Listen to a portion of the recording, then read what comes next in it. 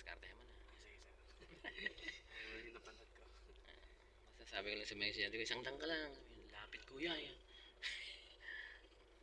Lapit na masyado, reklamo mo eh.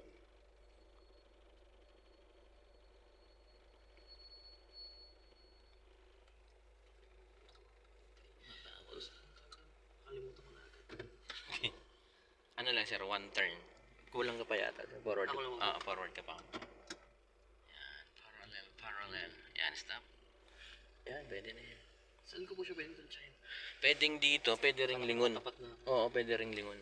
Kasi pag halimbawa sir, ang sasakyan kamukha mo, side mirror lang. One time. One turn lang yan. One turn. Mahalaga dyan ito eh.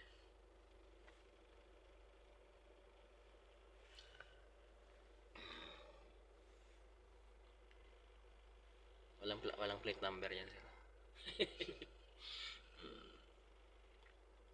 May technique din po sa plate number.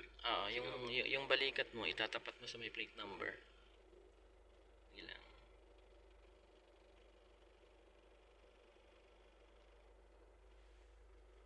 Ayan, ganyan. Pwede na yan. Full turn. Nagwawala ang sensor ko rito eh. Yung pinapanood ko din. Yung basta ito, pag ito siya dito. Buti nga sinara yung pinto nang pas minsan kasi binuksan yan eh. Siyempre ayaw kong makialam. Ganyan. Kita naman yung gutter eh. Okay. Isagad mo rin. Full turn mo rin para sumakto. Ilan hintay mo. Kaya pa yan.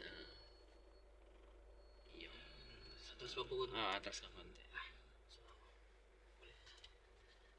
Full turn pag naguguluhan. Boy.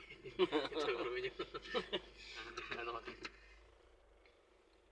Hanggang dito tumutunog yung sensor malayo yan. Iba, konti pa. Pag nagtitititititit mo magana. Sa kanturo niyo pag nakita yung buong katawan ng ano. Oo, yung bumper talaga. Yung mga pagliligo. Parang ganun din.